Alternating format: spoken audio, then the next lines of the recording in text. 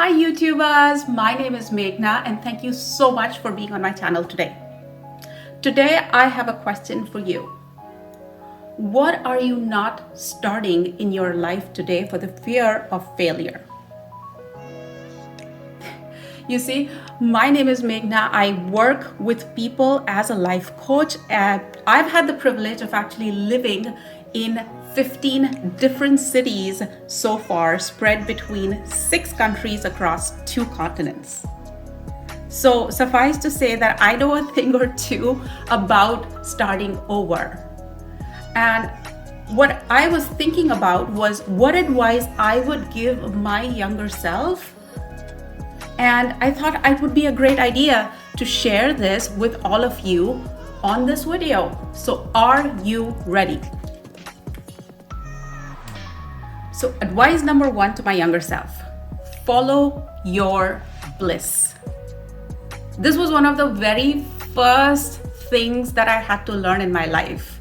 And I paid a high price for it, but I'm truly grateful for this lesson. You see, I enrolled myself into a computer science bachelor's program because I thought that's where the money is. That's where the jobs are at. Not really realizing that that's not what makes my heart sing. That is not what makes my juices going. And I spent the next 3 years of my life miserable, feeling like a square peg in a round hole. Now, this was when I was 20 years old, and it was a very, very strong lesson for me for the rest of my life. And I'm truly, truly happy that I've learned it, is that you are here for a purpose. We all have gifts and we all have something to share with this world. It's something that I truly believe in. And so it's truly important that you follow what it is that makes you excited about waking up in the morning. Advice number 2, redefine failure. You see, I always thought that failure is really about not doing something well or for, not being successful, whatever that means, when I start a new venture. Not making enough money. Think about what failure means to you and go ahead, and I challenge you to redefine what that means. This was another really, really important lesson very, very young in my life, was that I regretted the things that I did not start much, much more than the things that I did. So what I did for myself is that I redefined failure as the inability or not having started something versus starting something and doing it however it is I was able to do to the very best of my ability. So number 2 again is redefine what you call failure. Advice number 3, don't tether your dreams to possibility. Now, I'm going to ask you a question I always ask my new clients, and that is, what would you do if you knew that you absolutely would not fail? And the reason that this is so important for me to understand is because what I think of as possible, or what you think of as possible for you right now, is limited to your perception of your reality and your potential as of today. And this is definitely going to confine your dreams into a much smaller scope. So rule number 3 is don't tangle that dream of yours within the scope of possibility, because what you want is to dream big, is to dream limitless, is to dream spectacularly, because that is where you're going to push yourself to elevate your life into another level, into another dimension. Rule number 4, your state determines your state. I'm not trying to be confusing here. What I'm trying to say is that our state of being determines the state of our lives. It's really as simple as that. Let me clarify what I mean by state. Our state essentially is the combination of our mind, which is our thoughts, our feelings, our emotions, our body, which is essentially referring to our physiology. How do you feel in your body today? How are you moving today? How are you holding yourself today?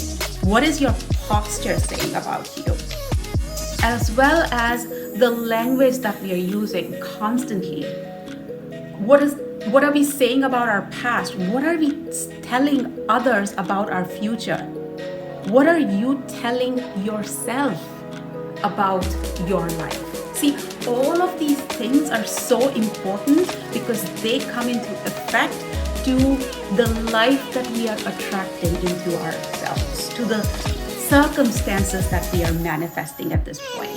So our state is truly a very good indicator of the quality of the state of the life that we are bringing about. Rule number 5, advice to my younger self. Seek your own approval versus others. And this, you guys, it sounds so simple, but I wanted to include this as part of this video because I spent over 2 decades of my life in trying to please others. I was such a people pleaser that what it did is really make me a slave to the life that I was leading and the choices that I was making. You see, in fact, approval and appreciation were the top 3 value systems that I had for my life. And no wonder so many choices in my life were dependent on what others thought, my everybody, parents, partners, peers, professors, right? So I wanted to just go ahead and invite you to think about shifting focus to what would make you feel more accomplished, what would give you more self-respect, and sort of turn that into inward and lead your life with that as the focus. Now, you may tell me that, Meghna, this is being selfish because it's all about you, yourself, and what you think. And I'm gonna tell you, damn straight it is, because what it does and what it did for my life personally is get me into the space of asking better questions. What would I be proud of today? What would I regret not doing? And by focusing the approval as to what I personally would approve of has actually elevated the quality of my life immensely. So definitely gonna keep that on my advice to my younger self. Okay, so the final 6th advice I would give my younger self. Life happens between us chasing our goals, because it's never really the goal, but the person that I became in the process of attaining that goal or meeting that expectation is where the magic is, you guys. So how many of you have had this one desire? It could be making that next promotion to partner, or it could be finding that one amazing house for yourself. It could be that one car that you've dreamt of your entire life, and you're just thinking to yourself that if only you could get that, you would be set, you would be amazing, you would be awesome. And then you work hard towards it, and then you make it happen, and it feels so great for about 3 months or maybe 4. And then it's just a part of who you are, it's just a part of life, right? We all have had those moments. So it's not about attaining the goals, but I would tell myself to revel in the magic of the everyday, to bask in the feelings of awe, in the feelings of wonder, in the feeling of joy or love or gratitude, because that is where the magic is. It's the laughter you share on, watching a movie on Friday night with your family or your kids. It's the quiet look of love and understanding of just empathy that you could have with a loved one across the dining table. It is the laughter in your baby's voice that you are absolutely in love with.